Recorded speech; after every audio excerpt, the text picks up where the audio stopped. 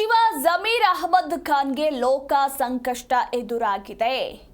ನಾಳೆ ಲೋಕಾಯುಕ್ತ ಕಚೇರಿಯಲ್ಲಿ ಸಚಿವರ ವಿಚಾರಣೆ ನಡೆಯಲಿದೆ.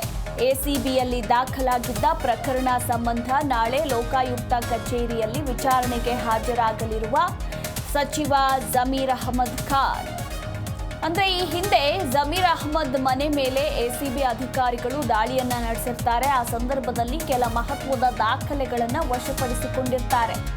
ಆಗ ಅಸಮತೋಲನ ಆಸ್ತಿ ಗಳಿಕೆ ಹಿನ್ನೆಲೆಯಲ್ಲಿ ಪ್ರಕರಣ ಕೂಡ ದಾಖಲಾಗಿ ತನಿಖೆ ಕೂಡ ನಡೀತಾ ಇರುತ್ತೆ. ನಂತರ ಸರ್ಕಾರ ಎಸಿಬಿಯನ್ನ ರದ್ದು ಮಾಡಿ ಆದೇಶವನ್ನ ಹೊರಡಿಸುತ್ತೆ. ಇನ್ನು ಈಗ ಆ ಪ್ರಕರಣವನ್ನ ಲೋಕಾಯುಕ್ತ ಅಧಿಕಾರಿಗಳು ಕೈಗೆತ್ತಿಕೊಂಡಿದ್ದಾರೆ.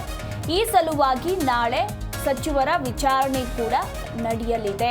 ನಾಳೆ ವಿಚಾರಣೆಗೆ ಹಾಜರಾಗುವಂತೆ ಲೋಕಾಯುಕ್ತ ಟೀಮ್ ನೋಟಿಸ್ ಅನ್ನ ಕೂಡ ಕೊಟ್ಟಿದ್ದು, ಹೀಗಾಗಿ ನಾಳೆ ವಿಚಾರಣೆಗೆ ಹಾಜರಾಗಲಿರುವ ಸಚಿವ ಜಮೀರ್ ಅಹಮದ್ ಖಾನ್ ಯಾವಾಗ ಎಸಿಬಿ ಅವರ ಮನೆ ಮತ್ತು ಕಚೇರಿಗಳ ಮೇಲೆ ದಾಳಿ ನಡೆಸಿ ಪರಿಶೀಲನೆ ನಡೆಸುತ್ತೋ ಆ ಸಂದರ್ಭದಲ್ಲಿ ಕೆಲ ಮಹತ್ವದ ದಾಖಲೆಗಳನ್ನು ಎಸಿಬಿ ಅಧಿಕಾರಿಗಳು ವಶಪಡಿಸಿಕೊಂಡು ಅಸಮತೋಲನ ಆಸ್ತಿ ಗಳಿಕೆ ಹಿನ್ನೆಲೆಯಲ್ಲಿ ಪ್ರಕರಣ ಕೂಡ ದಾಖಲಾಗಿ ತನಿಖೆಯನ್ನ ನಡೆಸ್ತಿರ್ತಾರೆ.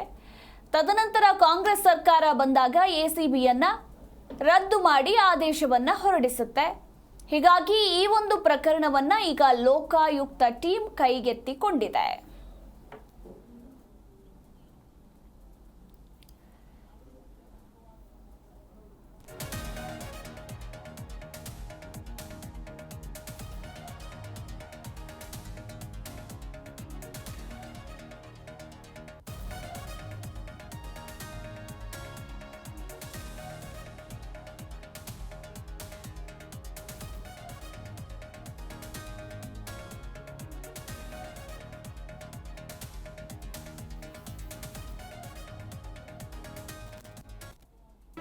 ಜಿ ಕನ್ನಡ ನ್ಯೂಸ್ ಈಗ ನಿಮ್ಮ ಮನೆಯಲ್ಲೇ ನೋಡಿ.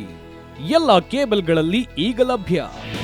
ನಿಮ್ಮ ನೆಚ್ಚಿನ ಜಿ ಕನ್ನಡ ನ್ಯೂಸ್ ಈಗ ಸನ್ ಡೈರೆಕ್ಟ್ ನಲ್ಲಿ number 292, Tata Play number 1664, Jio TV number 1334, NXT digital number 30, in cable number 30, city networks 51, U digital number 162, GTPL number 17, Rockline telecommunications number 42, Shri Basaveshwara cable number 168, rural cable network 60, Vinayaka digital 57, Abhishek cable 821, city channel 53, Siddeshwara cable network 57, ವಿ4 digital infotech 628, Surya digital networks 53, Gajanan digital number 836, Malnad infotech private limited number